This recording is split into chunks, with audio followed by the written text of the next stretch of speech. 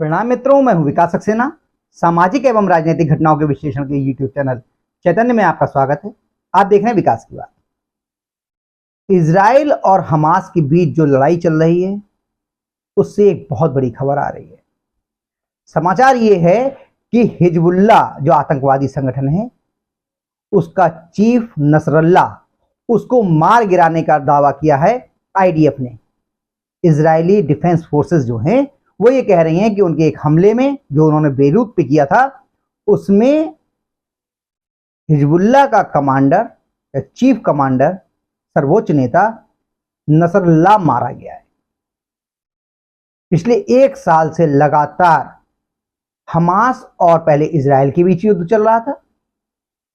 उसके बाद में गाजा पे काफी हद तक नियंत्रण पाने के बाद में इस युद्ध में हिजबुल्ला शामिल हो गया।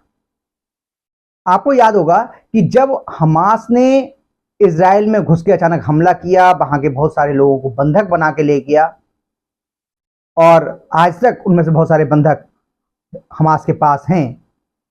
इसके जवाब में इजरायली सेना ने हमास पर ताबड़तोड़ हमले शुरू कर दिए और उसके बाद टीवी चैनलों पर और अन्य मीडिया साधनों में ये लगातार आ रहा था कि बस अब हमास के पक्ष में हिजबुल्ला आने वाला है और हिजबुल्ला अगर आ गया तो इजराइल के लिए बहुत भारी पड़ेगा।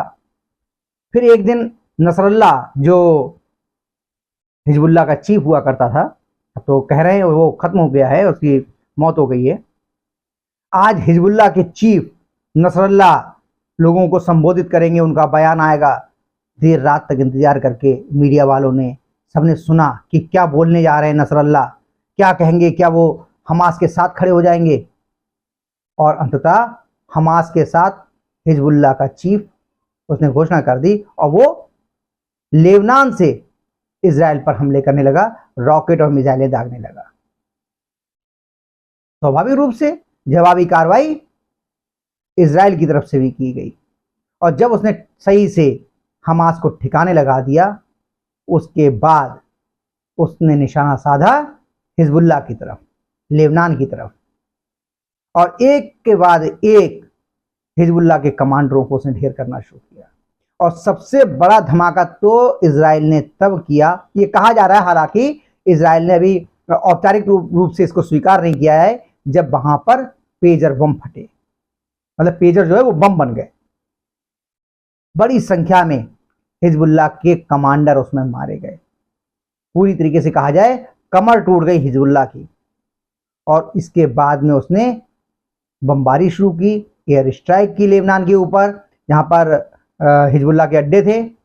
और अब आज उसने ये दावा किया है कि हिजबुल्ला का चीफ कमांडर नसरल्लाह इस हमले में मारा गया है। खबर तो इतनी है, लेकिन अगर इसका हम लोग विश्लेषण करें तो ये आवाज ईरान की तरफ जाती है। जब से हमास ने इजराइल पर हमला करके वहां के नागरिकों को बंधक बनाया है और इसके बाद से इजराइल ने जवाबी कार्रवाई शुरू की है, ईरान लगातार धमकियां दे रहा है कि इजराइल को इसका परिणाम भुगतना पड़ेगा, इजराइल को इसकी सजा दी जाएगी, इससे हम निपट लेंगे। लेकिन अभी तक ये सब बातें गीदड़ भभकी से ज्यादा नहीं साबित हुई हैं। मैं गीदड़ भभकी क्यों कह रहा हूं, इसको समझने के लिए आपको दो घटनाओं को बहुत ध्यान से समझना पड़ेगा। इजराइल ने ईरान की राजधानी तेहरान में जब हमास का चीफ इस्माइल हानिया गया हुआ था, वहां के नए राष्ट्रपति पेजेश्कियान इनके शपथ ग्रहण समारोह में, तो उसको उड़ा दिया। अब किसी देश की राजधानी में उसका मेहमान आया हुआ हो और उसको उड़ा दिया जाए, तब तो भाई ये तो सीधा सीधा हमला कहा जा सकता है ईरान पर। बहुत बौखलाया ईरान, तरह तरह की बातें कही, धमकियां दी। और उसके बाद इतना ही नहीं हुआ, अब जब पेजर बम फटे लेबनान में, बहुत सारे हिजबुल्ला के आतंकी और उसके कमांडर मारे गए, तो ईरान के ही एक सांसद ने यह दावा किया कि जो विमान दुर्घटना में ईरान के राष्ट्रपति मारे गए थे, इब्राहिम रईसी, उनके साथ वहां के विदेश मंत्री भी मारे गए थे।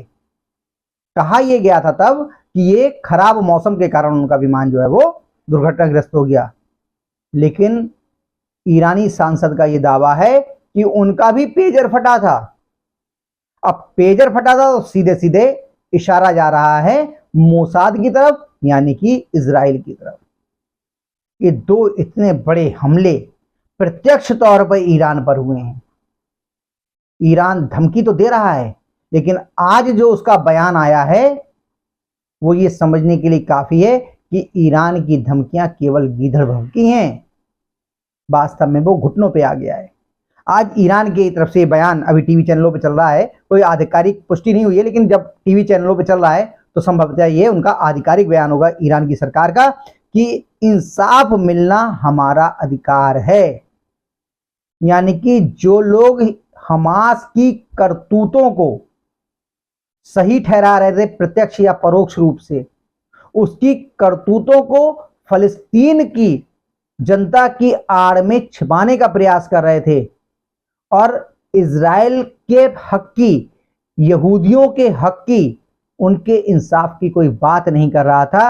आज ईरान गिड़गिड़ाते हुए कह रहा है कि इंसाफ मिलना हमारा हक है, हमारा अधिकार है। आप सोचिए, हमास और हिजबुल्लाह जैसे संगठन, ये आतंकवादी संगठन, जिन्होंने अपने घोषणा पत्र में, अपने संविधान में ये स्पष्ट रूप से लिख रखा है कि हमारा कार्य इजराइल के अस्तित्व को खत्म करना है।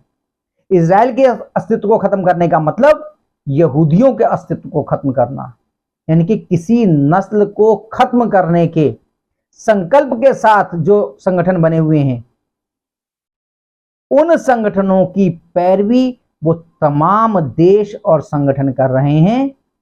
यहां तक कि संयुक्त राष्ट्र संघ को भी सोचना चाहिए जब वो हिजबुल्लाह या, हालांकि वो हिजबुल्लाह या हमास के पक्ष में सीधे सीधे नहीं बोलते हैं, वहां से भी जो आवाजें आती हैं वो फिलिस्तीन के लोगों के पक्ष में आती हैं, फिलिस्तीनियों के पक्ष में आती हैं। लेकिन आप सोच के देखिए, इसी फिलिस्तीनियों के आड़ में हमास छुपा हुआ है।